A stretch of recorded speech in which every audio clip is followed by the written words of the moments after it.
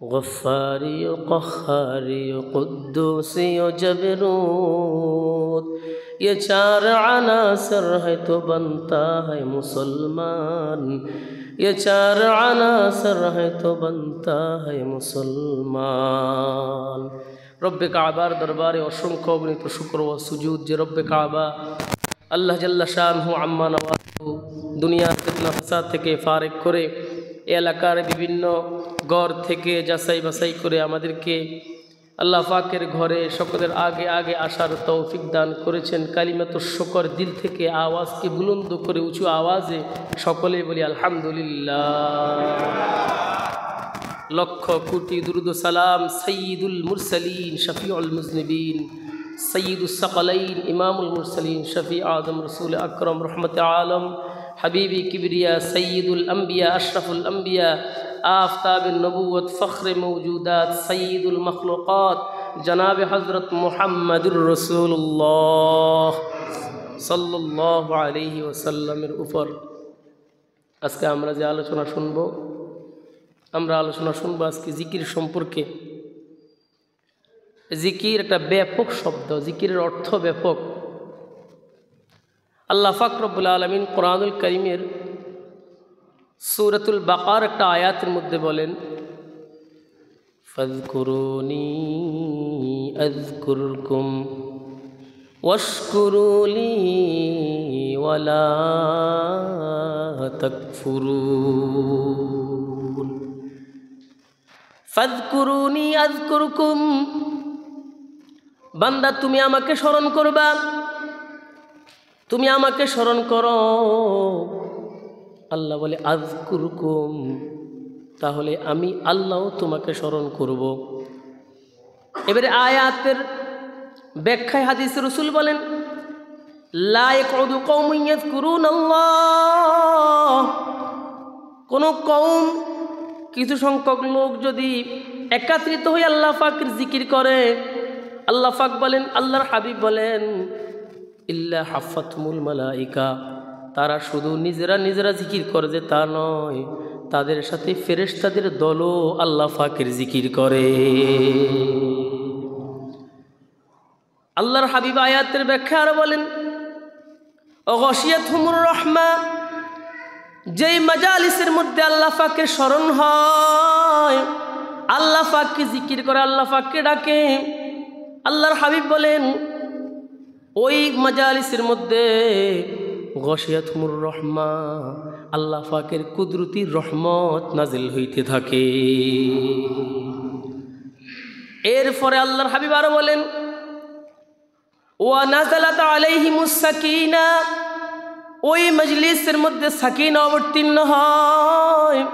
সাকিনা শব্দের অর্থ হইল আল্লাহ পাকের বিশেষ একটা রহমত, এটা নাজিল হইতে থাকে। এই জন্য দেখবেন মসজিদের মধ্যে যখন আলোচনা হয় কিছু মানুষ ঘুমায়। বলে কেন ঘুমায়? বলে আল্লাহ পাকের সাকিনা অবতীর্ণ হয়। কিছু আছে অলসতার কারণে ঘুমায়, আর কিছু আছে না, আল্লাহ পাক রব্বুল আলামিনের বিশেষ রহমত নাজিল হয়, সেই কারণেই আল্লাহর বান্দা ঘুমাইতে থাকে। এগুলো তিনটা ফায়দার কথা। 4 নম্বরে রাসূল বলেন, ওয়াযাকারাহুমুল্লাহু ফী মান ইনদাহু, আল্লাহ পাক রব্বুল আলামিন ফেরেশতাদের মজলিসের মধ্যে যারা আল্লাহ পাককে স্মরণ করে, আল্লাহ পাককে জিকির করে, আল্লাহ পাক রব্বুল আলামিন ফেরেশতাদের মজলিসের মধ্যে ওই জাকিরিন সম্পর্কে আলোচনা করে। আল্লাহ বলে, ফেরেশতারা শোনো, এই যে দুনিয়ার কিছু মানুষ আমাকে ডাকে, আমাকে স্মরণ করে, আমার কাছে রওনা জারি করে, কান্নাকাটি করে, তারা কি জন্য কান্নাকাটি করে, কেন আমাকে ডাকে একটু বলো। আল্লাহ তো জানেই, তারপরও ফেরেশতাদেরকে বলে। এবার ফেরেশতারা বলে, আল্লাহ এই বান্দারা এই জন্য আপনাকে ডাকতেছে আর আপনাকে স্মরণ করতেছে, কারণ তারা জানে জাহান্নামের আযাব বড় ভয়ঙ্কর, জাহান্নামের আগুন তারা সহ্য করতে পারবে না। এই জন্য তারা আপনাকে স্মরণ করে, আপনাকে ডাকে, নামাজের মাধ্যমে আপনাকে ডাকে, আলাদা হয়ে আপনাকে ডাকে। আল্লাহ পাক বলেন, অসবির নাফসাকা মাআল্লাযিনা, হে রসুল আপনি তাদের সাথে থাকেন ইয়াদউন, যারা আমি আল্লাহকে ডাকে, যারা আমি আল্লাহকে ডাকে সকাল সন্ধ্যায় অন্তত কিছু সময় বের করে আমি আল্লাহকে ডাকে, এই ব্যক্তিদের সাথে আপনি রসুলও থাকবেন, তাদেরকে আপনার বন্ধু বানাইবেন। আল্লাহ পাক কোরআনের অন্য আয়াতে বলে, ইয়া আইয়ুহাল্লাযীনা আমানুত্তাকুল্লাহ ওয়া কুনু মা'আস সাদিকিন। আল্লাহ বলে, হে ঈমানদাররা আমি আল্লাহকে ভয় করো, আমানুত্তাকুল্লাহ আমি আল্লাহকে ভয় করো, ভয় করবা আমার আযাবকে ভয় করবা। এরপরে বলেন কুনু মা'আস সাদিকিন, যারা সমাজের মধ্যে, দেশের মধ্যে, রাষ্ট্রের মধ্যে সাদিকিন হবে, সত্যবাদী হবে, এই সত্যবাদীদের সাথে তোমরা জীবনযাপন করবা, তাদেরকে তোমাদের সঙ্গী বানাই রাখবা। পয়গম্বরের নাম পয়গম্বর মূসা আলাইহিস সালাম। কি বললাম বলেন? পয়গম্বরের নাম কি? মূসা আলাইহিস সালাম। আল্লাহকে স্মরণ করে, স্মরণ করতে করতে করতে করতে নিজের দিলের মধ্যে স্পৃহা জাগ্রত হইল, ও মালিক আপনাকে আমি স্মরণ করি, আপনাকে তো আমি দেখি না। এবার আমার মনের মধ্যে একটু স্পৃহা জাগলো, আমি আপনার সাথে একটু সরাসরি দেখা করব, আমি আপনার সাথে। আল্লাহ বলে, মূসা দুনিয়ার চক্ষু দ্বারা আমি আল্লাহকে দেখা সম্ভব হবে না, কারণ আমার নূর হলো দুই প্রকার, একটা হলো নূরে জামালি, একটা হলো নূরে কামালি।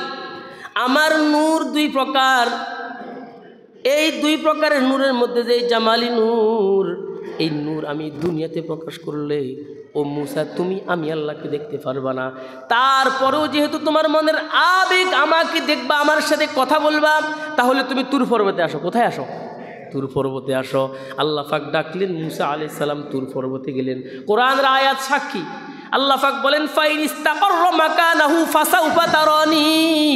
ও মূসা, যদি তুর পর্বত ঠিক থাকে তাহলে তুমি আমি আল্লাহকে দেখা সম্ভব হবে।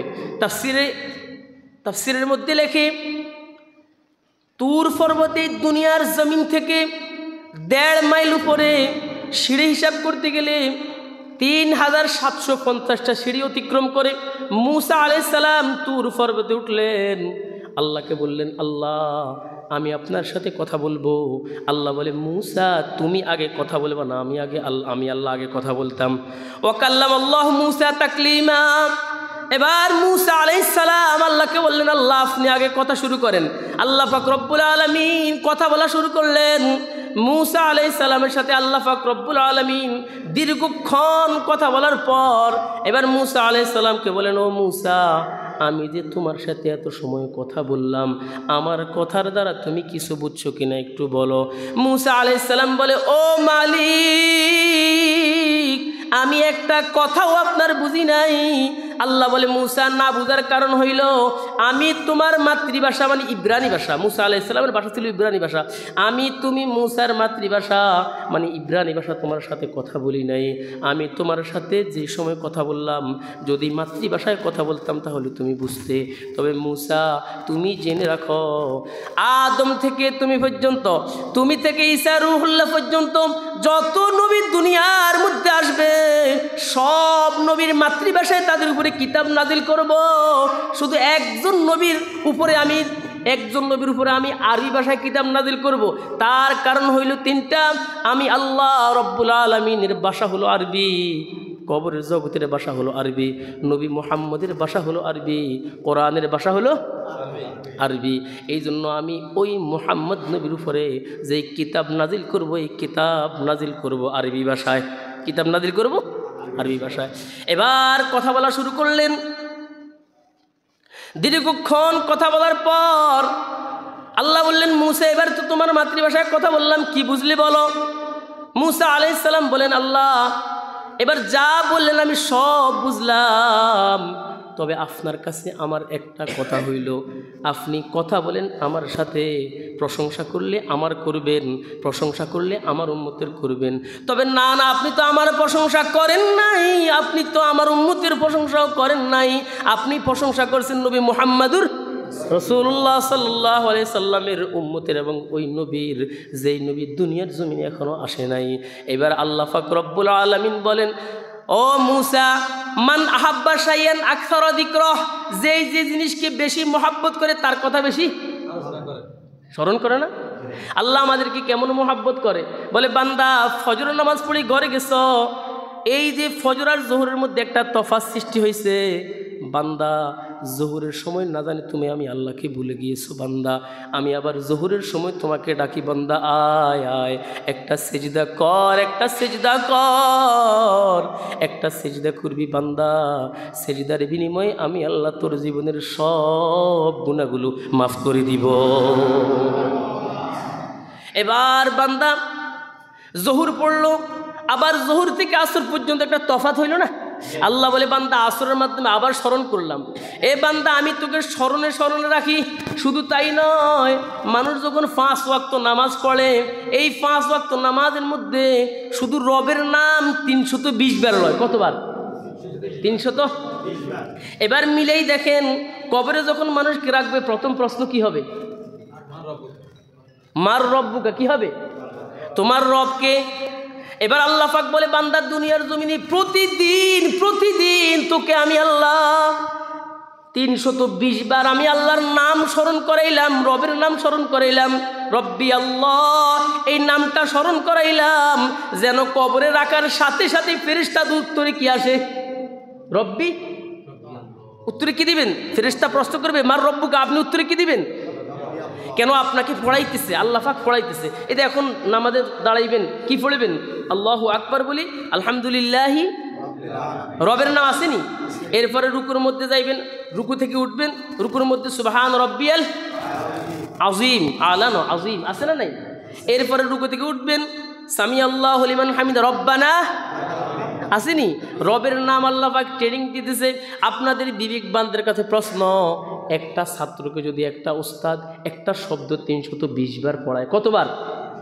এবার 320 বার পড়ানোর পরে এবার যদি ওই ছাত্রকে উস্তাদ জি প্রশ্ন করে, ও ছাত্র তুমি বলো, আমি যে তোমাকে পড়াইলাম এই শব্দটা তুমি বলো, ছাত্র যদি না পারে উস্তাদের মেজাজ গরম হয়নি? আল্লাহ বলে বান্দা আমি তোর উপর মেজাজ গরম করি না, আমি তো রহমান, আমার এক নাম কি? বলেন আল্লাহর এক নাম রহমান। হুয়ার রহমানুর রহিম, আল্লাহর এক নাম রহমান, আরেক নাম রহিম। আল্লাহ বলে বান্দা রহমান রহিম দুইটা নামের উসিলায় আমি আল্লাহ তোর উপরে গোসা হব না, গোসা হব না। এই বান্দা আল্লাহ পাক ফেরেশতাদেরকে আদেশ করে দিলেন, ফেরেশতা বান্দায় যদি আমার নামটা বলতে একটু অপেক্ষা করা লাগে তুমি অপেক্ষা করবা। ফেরেশতা আপনাকে আসি তড়িগড়ি করবে না, তুমি উত্তর কেন দেও না? না, ফেরেশতা অপেক্ষা করবে। এবার আপনি উত্তর দিলেন, এই জন্য আল্লাহ পাক আমাকে আপনাকে স্মরণ করাইলেন। আমি আপনাদেরকে যেটা বুঝাইতে চাই আর বলতে চাই সেটা হলো, মুসা আলাইহিস সালাম আল্লাহকে বললেন, আল্লাহ যে যাকে বেশি মোহাব্বত করে সে তার কথা বেশি স্মরণ করে। ও দয়ার মালিক, আপনি পয়গম্বর মুহাম্মদুর রাসূলুল্লাহর কথা এবং উম্মতের কথা কেন এত স্মরণ করলেন? তার কারণ কি? আল্লাহ পাক রব্বুল আলামিন 4টা কারণ বাতাইলেন। কয়টা কারণ? সময় যদি থাকে, সময় যদি হয়, এই 4টা কারণ বলেই সংক্ষিপ্ত পরিসরে শেষ করব। 1 নম্বর কারণ হইল, আল্লাহ পাক রব্বুল আলামিন বলেন, ও পয়গম্বর মূসা শোনো, আমি নবী মুহাম্মদের উম্মতকে কেন এত মোহাব্বত করি? তার কারণ হইল, আমি নবী মুহাম্মদের উম্মতকে এত মোহাব্বত কারণ 1 নম্বর কারণ হইল, তারা যখন যেই কাজ শুরু করবে, কাজের শুরুতে পড়বে বিসমিল্লাহির রহমানির রহিম। আমরা পড়ি, এটা পড়ি, কাজের শুরুতে এটা পড়ি। হাদিসে আসছে, কুল্লু আমরিন জিবালিন লাম ইউবদা বিসমিল্লাহির রহমানির রহিম। বিসমিল্লাহ বলা ছাড়া যদি কোনো কাজ শুরু করা হয়, এই কাজটা অসম্পূর্ণ থেকে যায়, কাজটা অসম্পূর্ণ থেকে যায়। এই জন্য কাজের শুরুতে পড়ব বিসমিল্লাহির রহমানির রহিম। এবার কাজ শেষ করলেন, এই যে কাজের শুরুতে বিসমিল্লাহ পড়লেন, আল্লাহ পাক বলে আমি তো বান্দার উপরে খুশি হইলাম, সাথে সাথে তার আমল নামায় 100 গলা কাটা শহীদের সওয়াব লিখে দিলাম। কতজন শহীদের সওয়াব? 100 গলা কাটা শহীদের সওয়াব। এবার হুজুর প্রমাণ দেন হাদিস কই? হাদিস হইল যেই ব্যক্তি নবীর শেষ জমানায় একটা সুন্নতের উপর আমল করবে, মান তামাসসাকা বিসুন্নতি ইনদা ফাসাদি উম্মতি ফালাহু আজরু মিয়াতু শাহীদান। যেই ব্যক্তি একটা সুন্নতকে মোহাব্বত করলো, ভালোবাসলো, আদায় করলো, মানে হলো উম্মতের সামনে সুন্নত মিঠে যায়। উম্মত এমন একটা সময় আসছে না, উম্মত সুন্নতের ধারে না। সুন্নতের এই মসজিদে আসতে আর বাহির হইতে 1000 নেকি আছে। কয় হাজার নেকি? একটু আপনি খেয়াল করে আদায় করলে 1000 নেকি অর্জন করে ঢুকবেন। এখন যদি বলা হইতো 1000 টাকা করে দেওয়া হবে, আজকে যে মসজিদে আসবে, এই মসজিদে মুসল্লি মোটামুটি এই সময়ের ভিতরে ভরপুর যেত, দোতলাও কি হয়ে যেত, ফুরে যেত না? কিন্তু নেকির দাম কই? 1000 নেকি অর্জন করে বাহির হইবেন, 1000 নেকি অর্জন করে 500 নেকি অর্জন করে ঢুকবেন, আবার 500 নেকি অর্জন করে বাইর হইবেন। কিন্তু নেকির এত দাম, এত দাম, এত দাম তখন বুঝবেন যখন আল্লাহ পাক বলবেন, ইয়াউমা ইয়াফিরুল মারউ মিন আখিহি ওয়া উম্মিহি ওয়া আবিহি ওয়া সাহিবাতিহি ওয়া বানিহি লিকুল্লি ইমরিইম মিনহুম ইয়াউমাইদিন শাআনুন ইউগনি। আল্লাহ পাক বললেন, যেদিন মানুষ তার ভাই ভাইয়ের থেকে পলায়ন করবে, ভাই তার ভাইয়ের পরিচয় দিবে না, মা তার সন্তানের পরিচয় দিবে না, বাবা তার সন্তানের পরিচয় দিবে না, পাড়া প্রতিবেশী কেউ কাউকে চিনবে না, সেদিন মানুষ বুঝবে নেকের কি দাম, নেকের কি দাম। এখন কয় টুপি মাথায় দিয়ে, টুপি মাথায় না দিয়ে নামাজ পড়লে কি নামাজ হবে না? আমিও বলি হবে, হবে, কিন্তু টুপি দিয়ে নামাজ পড়লে নামাজের সৌন্দর্যতা আরও বাড়ল। যাই হোক, কথা অনেক লম্বা।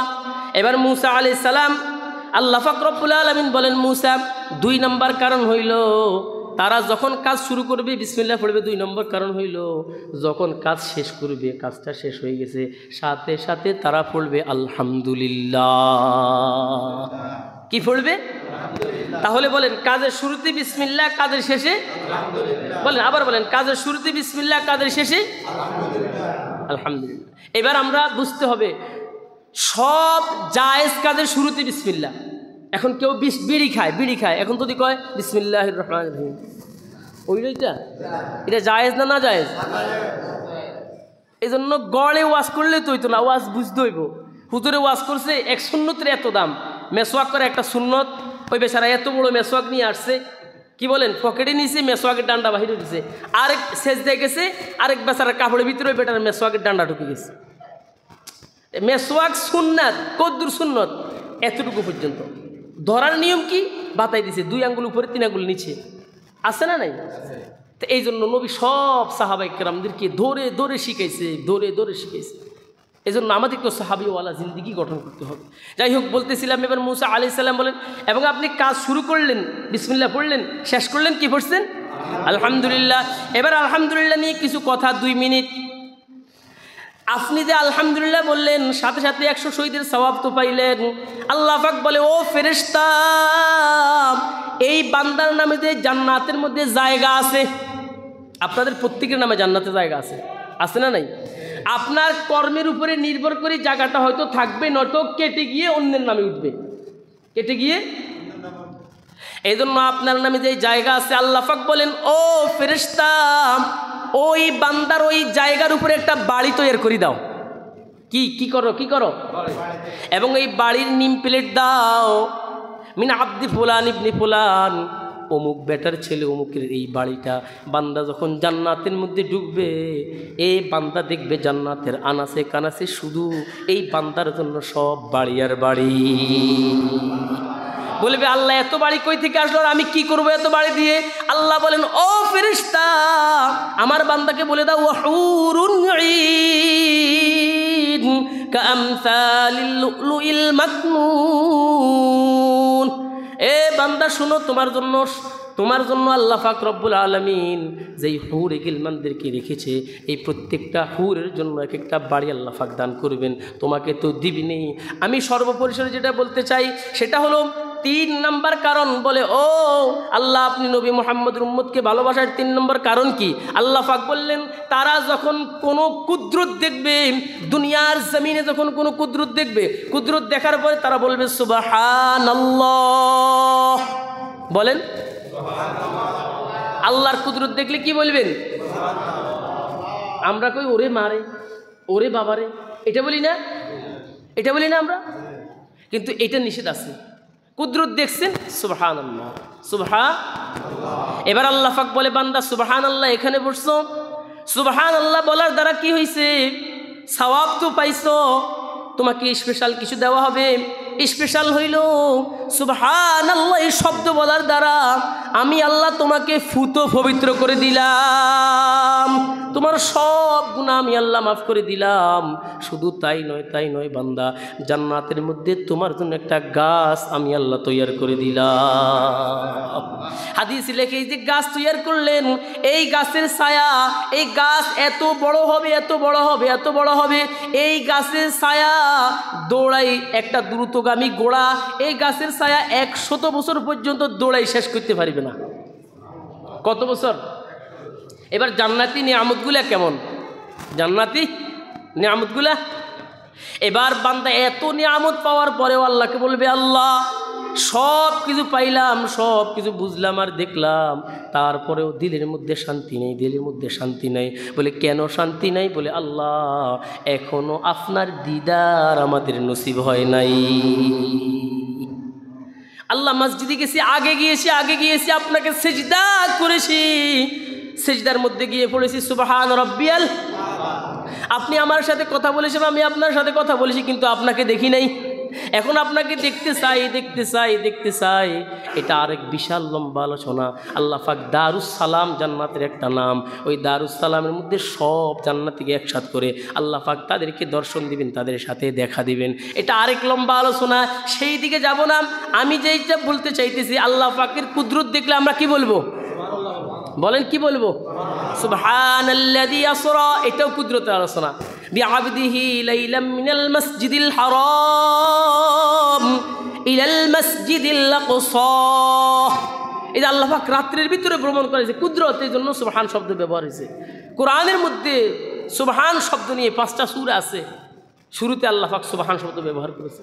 আমরা যখন আল্লাহ পাকের কুদরত দেখবো, আশ্চর্যজনক কিছু দেখবো, এটাই পড়বো। এরপরে 3-4 নম্বর কারণ হইল আল্লাহ পাক বলেন তারা যখন কোনো বান্দার সাথে ওয়াদা করবে, এই ওয়াদা করে তারা বলবে, কোনো বান্দার সাথে কথা বলে যখন যাইবে, এই কথা বলার পরে বলবে ইনশাআল্লাহ। বলেন সবাই ইনশাআল্লাহ। ইনশাআল্লাহ এই শব্দটার এত দাম। আল্লাহর হাবিবের কাছে 15 দিন পর্যন্ত ওহী বন্ধ ছিল। কতদিন? বলেন কতদিন? কেন বন্ধ ছিল? আল্লাহর হাবিবের কাছে ইহুদিরা আসলো, এসে বলে ও মুহাম্মদ আমাদেরকে কিয়ামত সম্পর্কে কিছু কথা বলেন, আমাদেরকে যুলকারনাইন সম্পর্কে কিছু কথা বলেন। আল্লাহর হাবিব বললেন এখন যান, আমি কালকে আসলে বলবো। কারণ আল্লাহর হাবিব তো ওহী ছাড়া কোনো কথা, ওহীর একমাত্র গায়েব জানার মালিককে। আমাদের দেশে এক শ্রেণীর লোকরা আছে কয় নবীও গায়েব জানে, কয় না এটা নবী গায়েব জানে, কয় না। এটা বললে শিরক হবে। গায়েবের মালিক একমাত্র আলিমুল গায়বি ওয়াশ শাহাদাতি হুয়ার রহমানুর রহিম। গায়েবের মালিক একমাত্র আল্লাহ, আল্লাহই গায়েব জানে, আর কেউ গায়েব জানে না। কিন্তু নবী আল্লাহকে জানাইলে তারপরে আল্লাহ পাক আল্লাহর পয়গম্বর বলতেন। এবার আল্লাহর পয়গম্বর বলে আজকে যান, আমি কালকে বলবো। কিন্তু দেখেন কথাটার শেষে ইনশাআল্লাহ শব্দ বলছে নাকি? নবী বলছে নাকি? নবী বলছে যান, আমি কালকে আসলে বলবো। ইনশাআল্লাহ বলে নাই। আল্লাহ পাক তিনের উপরে গোসা হয় নাই। নবীকে বুঝার জন্য আল্লাহ পাক 15 দিন ওহী বন্ধ রাখছে। কতদিন? 15 দিন ওহী বন্ধ, জিবরাইল আসে না। এবার ওই যে ইহুদিরা আসছে নবীর কাছে জানার জন্য, ইহুদিরা চতুর্দিকে কুচ্ছা রটাই দিছে। নবী মুহাম্মদের আল্লাহ নবী মুহাম্মদকে ভুলে গেছে। কন্যা নাউজুবিল্লাহ, নবী মুহাম্মদের আল্লাহ মুহাম্মদকে ভুলে গেছে। ওহীর দরজাও বন্ধ হয়ে গেছে। আল্লাহ পাক রব্বুল আলামিন বলেন ও জিবরাইল যান, আমার হাবিবকে গিয়ে বলেন ইল্লা মাশা আল্লাহ। আমার হাবিব যখন কোনো এইরকম আগাম কাজের কথা বলবে, অগ্রিম কাজের কথা বলবে, তখন যেন কথার শেষে বলে ইনশাআল্লাহ। এই যে আমাদের দেশে দেখেন না, একে অপর থেকে টাকা পাইবে, কি পাইবে? ভাই তোকে আমি কালকেই দিয়ে দিব। আসলে কি কালকে দেয়নি? কাল কেন 1 মাসেও তার কাছে পাওয়া যায় না। এটার ভুক্তভোগী বেশি দোকানদাররা, ঠিক না কথা?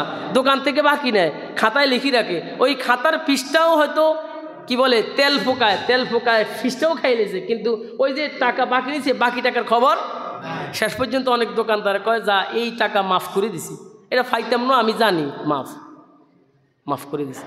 এরকম হয়, আপনাকে বলবে কালকেই তোকে দিব, পরশুদিন তোকে দিব, ভাই আমার টাকাগুলো দে না। এটা তো আপনি দুইটা দিক, একটা হলো আপনি সৎ লোকের সাথে কাজ কারবার করবেন যাচাই বাছাই করে, চিন্তা ফিকির করে।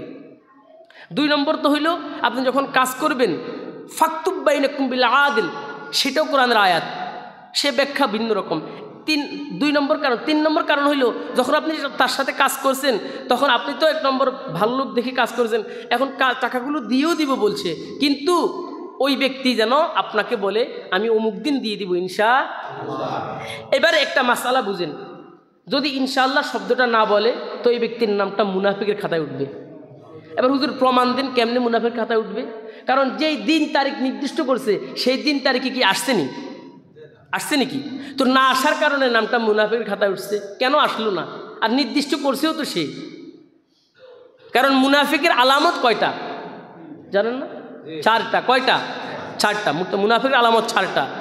একটা হলো তারা যখন কথা বলবে, কথা বলার শুরুতে তারা মিথ্যা দিয়ে কথা শুরু করবে।